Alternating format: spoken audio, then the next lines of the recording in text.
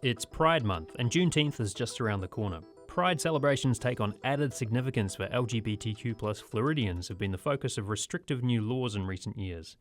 And for Black LGBTQ residents, June takes on extra significance. I'm Matthew Petty, and today on Florida Matters, we'll speak with leaders in the greater Tampa Bay region's Black LGBTQIA community about representation and the importance of both Pride and Juneteenth. We're going to start by speaking with Darius Lightsey, the Secretary of St. Pete Pride. He's the organiser of Shades of Pride, a two-day Juneteenth LGBTQ art and music fest that ran last weekend. Lightsey says Pride is about more than how you identify or who you choose to love. And he says there are parallels with Juneteenth, as both are a celebration of freedom and recognition of the struggle of marginalised communities. We talked via Zoom about how the festival has evolved. Darius Lightsey, St. Pete Pride Secretary, thank you so much for joining us. Appreciate it. Thank you. First of all, I wonder if you could tell me a little bit about Shades of Pride. So how does this event showcase both Pride Month and Juneteenth? Initially, it was kind of a one-day thing in downtown St. Pete. Since then, we have strived to really put emphasis on the Black and Brown LGBTQIA community with this event, recognizing the significance of Juneteenth and also the inclusion, shall I say, of the Black and Brown LGBTQ experience and overall Pride experience. Now, if you look at the board right now, it looks to be quite diverse. Was it always this way? Not historically, no, it has not always been that way. Can you sort of talk through what your experience has been of expanding the board and trying to bring in a more diverse part of the LGBTQ community in St. Petersburg and Tampa Bay? My goal of joining the board was to advocate for people that look like me. When I looked at the St. Pete Pride as the organization, I didn't see myself reflected or my community reflected in any of their programming, events, anything that they really did. And so taking on the Juneteenth celebration and coming up with the Shades of Pride theme, I think has really helped to open those doors to, one, make the organization look more inclusive, more diverse, more equity in terms of everything that we're doing. I'm particularly proud that we have really emphasized the life and struggle that Black trans women in particular deal with. And I think with Shades of Pride, it's particularly fitting as anyone who really knows the history of Pride and how, if you take it back to the Stonewall riots, it was Black and Brown trans women that rioted, that initially started this whole Pride thing. And so I'm happy that we have created space for them specifically to be recognized and to be acknowledged. When you think about, I guess, your experience of being part of this community in the Tampa Bay region and seeing that representation on the board of St. Pete Pride, like what kind of difference do you think it makes for folks who look like you to see that more diverse board and see some of the events that you're now showcasing as part of the Pride celebration? I think it makes a big difference. I think that when people that look like me see themselves represented in the organization, one, that they're more apt to be involved. They're more apt to give it a chance, so to speak, to really see, hopefully, that there are folks that are advocating for them as well. And so I think it does make a huge difference. And aside from the Shades of Pride, has the kind of scope of the parade itself changed as well? I think so. I mean, even in terms of our grand marshals, we have wide diversity in terms of our grand marshals the last several years. This year, Michelle Rayner, who is the first open lesbian Black woman in the state legislature, is one of our grand marshals. That is huge. Our 20th anniversary, we had J. Carl Devine, Demario Q. Jives.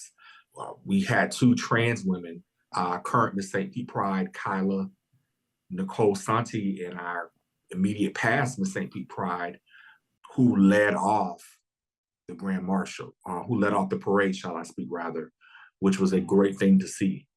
What do you think the response has been in the broader community? Like, have people who, aren't necessarily people of color and part of the LGBTQ community, what's been the response from those folks in St. Petersburg? I think it's been good. I mean, St. Petersburg is a huge cultural melting pot. And so I don't think that I've not heard a bad response. I think that it has been very good in terms of like I said, just the diversity, which is huge. Diversity is always a good thing. I mean, we live in a country that was built on diversity. I mean, we welcome that. When you think about Juneteenth too, what's your perspective on being able to celebrate Juneteenth and celebrate it during Pride Month? The significance to me of Juneteenth is to never forget from whence we've come, to never forget that there were people that did not have the same rights and privileges that I do today. And to be able to acknowledge that and to also recognize that I am also a part of a community that also at times is marginalized. We are a community that is currently under assault with the political structure as it is in Florida right now. And so there are some parallels there.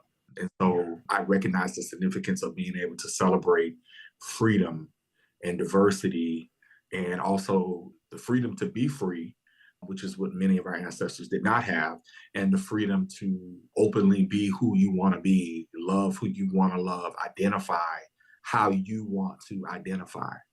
You mentioned the political environment in Florida, and there have been quite a few laws enacted in recent years which do challenge, folks in the LGBTQ plus community. So, what does it mean to be able to sort of celebrate Pride and be part of this expression of that community in this state, and I guess at this time? You feel like you're being marginalized, or you feel like your rights are under assault. Your very right to exist is under assault. And dealing with all of that and living under all of that, to still be able to celebrate who you are, to openly celebrate who you are and love who you are, and to enjoy the company of like-minded folk and allies, it means a lot. It means a whole lot. Even under the midst of everything that the LGBTQIA community deals with, particularly right now in the state of Florida, that we can still, in light of all of that, that we can still celebrate and love who we are. I recognize the importance of that. What about Juneteenth itself? What are you going to be doing to celebrate Juneteenth? So for Juneteenth, I will be stopping by one or two of the local Juneteenth celebrations, but I'm going to make it my business to try to get around to as many events and kind of show my face as I can. You know, Pride is more than just how you maybe choose to love or identify. Pride is many different things to many folks. And so, it's just great for us all to come together and just acknowledge that. We've been speaking with Darius Lightsey, the St. Pete Pride Secretary. Darius, thank you so much for your time. I appreciate it. Thank you. I do appreciate you. When we spoke with Darius Lightsey, he credited Tamara Lee with helping push St. Pete Pride to be more diverse and helping bring Juneteenth into the celebration. We're going to hear from Tamara when Florida Matters continues.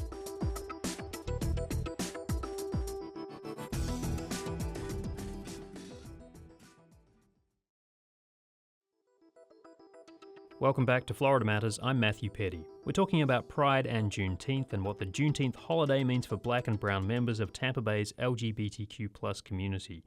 Tamara Lee moved to St. Petersburg from New York at the start of the pandemic. She's the editor of Blackout, an online publication that celebrates, showcases, and educates around Black queer culture, and the founder of Tampa Bay Black Lesbians, a social media community. Lee describes St. Petersburg as one of the most LGBTQ plus friendly cities in Florida, and since she arrived, she's pushed for more representation of marginalized communities in Pride. Thank you so much for being here. Thank you for having me. So tell me a little bit about the magazine. Now, you established this as an online magazine in 2020. What should people know about it? So Blackout Magazine is centered entirely in Black and Brown queer and trans culture. So I am originally from upstate New York, and part of my job when I was running a LGBTQ center up there was to be the editor of their publication, which was at the time the longest running LGBTQ publication in the nation. So it had been sort of passed down from Stonewall. The folks that started the organization also started the magazine that was called The Empty Closet. And so in 2020, New York shut down like nobody's business, like Florida has no idea. And so the agency ended up shuttering. And so did the magazine, unfortunately. And so that left quite a hole in the community. And so as my time at the agency ended with the dawn of the pandemic, and the world was also exploding with racial tension and a new way of considering what equity looks like and what queerness looks like and how all of those things and intersectionality interact with the world and people's lives, some people were really encouraging me to start a publication of my own that focused on those things. And, I didn't have the big machine behind me of a multi-million-dollar agency to pay for things like that. Mm-hmm. So it seemed very much out of reach. But we said, okay, well, if we go digital, first of all, print journalism is not what it used to be. So that's the wave anyway. So it made a lot of sense to turn online like much of the world was. So that's the direction we went. And we are now 45 issues in, 4 years later. And we have writers and contributors, photographers from all over the country that submit to us every month. And we are still telling those stories that just don't often get told. Okay, so your perspective on the Tampa Bay region from an LGBTQ plus perspective, was it a welcoming place when you got here? What was it like?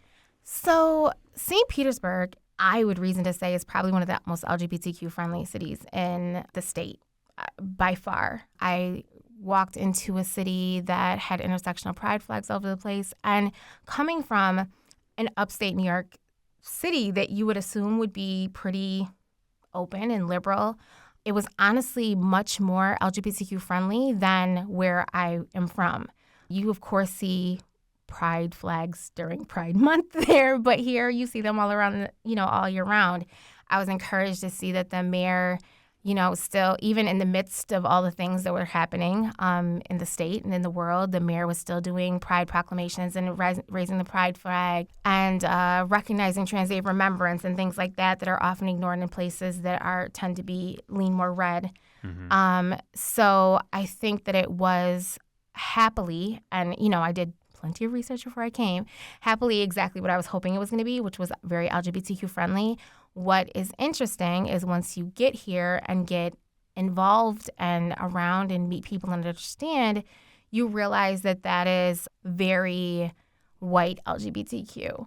There still is not much space here for the Black and brown queer community unless it sort of falls into line with sort of traditionally understood sort of white queer society. Mm-hmm. And so there is a dichotomy of sorts there that it is on the one hand extremely LGBTQ friendly, but that friendliness sort of looks as one way, and there's an expectation of it being carried out and represented one way. And so a lot of the work that I've done since I've been down here is really working to broaden and diversify people's understanding of what intersectionality is and what queerness is in all culture, and how there is so much of a base in Black and brown history within the queer community that isn't as recognized down here as I think as it is some places, and not enough any place. Have you seen a bit of a shift in that 4 years since you moved here? So if you look at St. Pete Pride now, which is one of the biggest prides in Florida and the biggest pride parade in the South, looks very different than it did 4 years ago. And I really would like to think that I was a big part of that. I pushed the board president at the time to do the first diversity statement that had existed for them in 2020. We did a beautiful press conference and talked about those things and what those initiatives looked like. I was able to engage some folks from the community that I had met that had been trying to get their voice heard as part of Pride and hadn't been able to, so I was able to bring them to the table. The board was very small. All but one person was cisgendered. There were no people of color involved in the Pride board whatsoever when I got here, so I really pushed for that to change. And if you look at the existing board, it is extremely diverse now, and there's people of all different gender identities that are a part of it, all different ethnic backgrounds that are part of it, which I think is very important as to who you have to the table.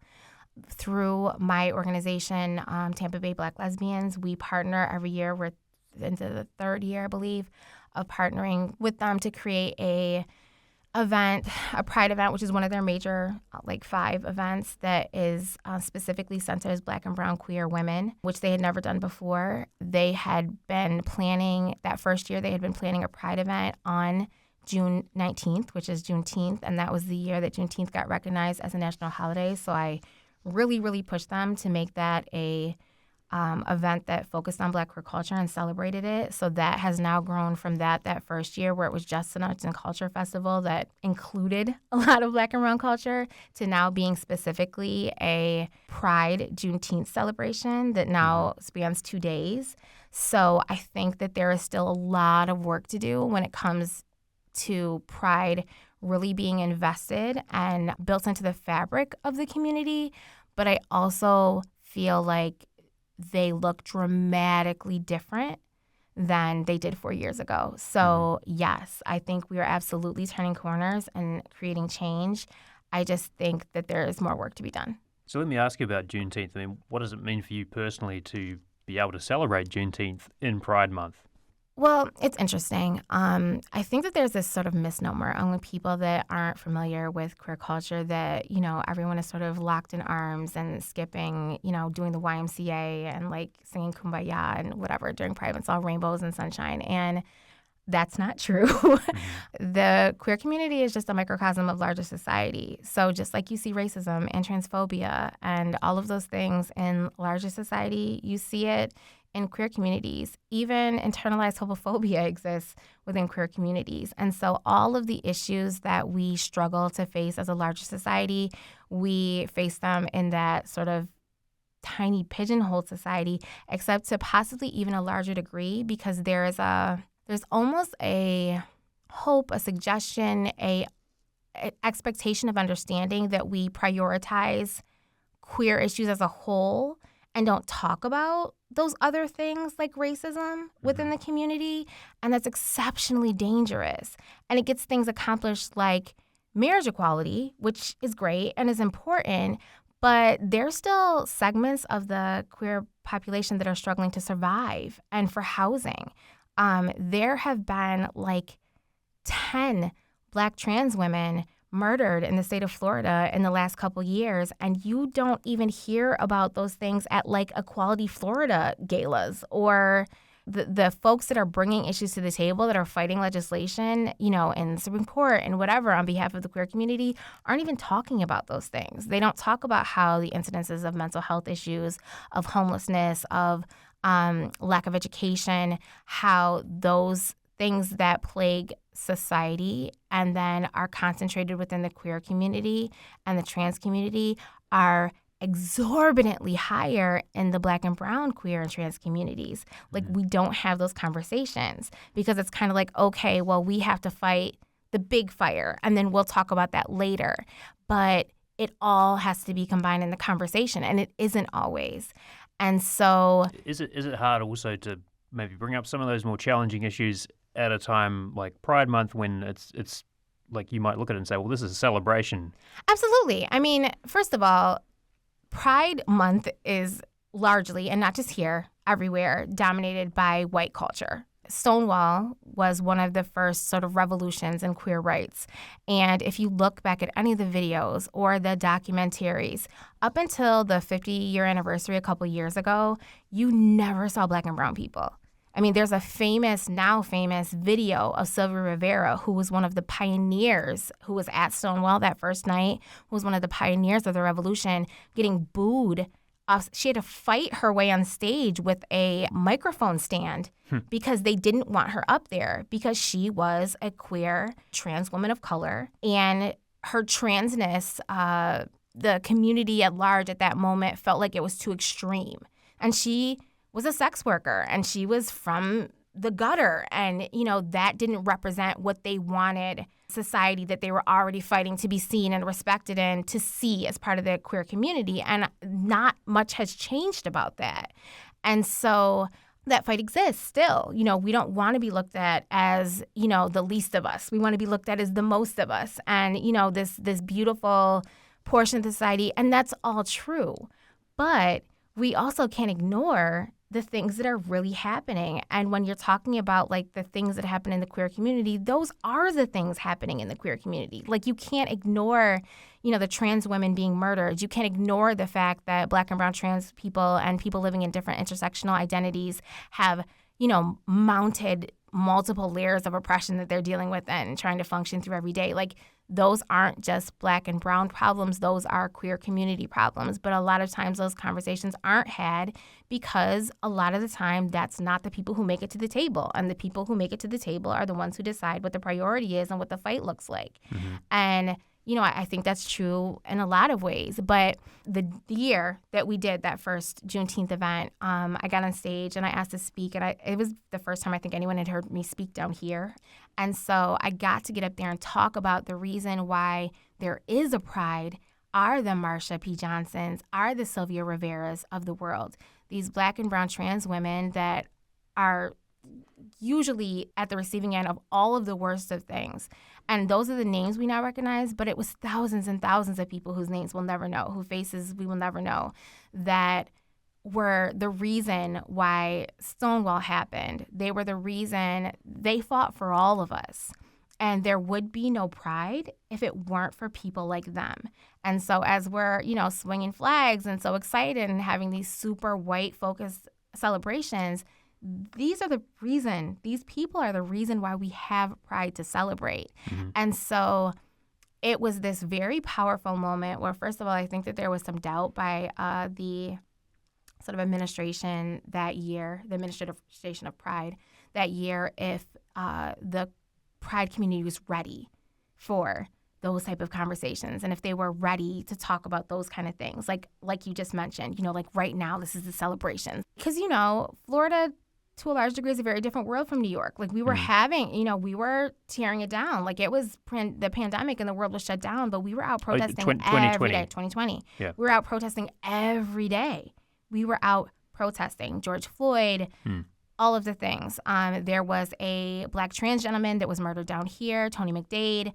We were protesting for him up there because, again, even within, just like there are issues within the queer community, there's also issues with the Black community not being fully accepted of the queer community either. Let me ask you about that then, because you bring up this idea of intersectionality and for yourself, like as a person of color, as a Black and queer person, do you sometimes find you're being expected to identify as one or the other, but not both? Like, is that a challenge? So the challenge of intersectionality is, and the challenge of being, and it's not just Black communities, it's, sort of Black and brown communities as a whole, immigrant communities often, is you are often too Black to be fully considered in the queer community and too queer to be fully considered in the Black community. So it's not necessarily expecting you to choose one.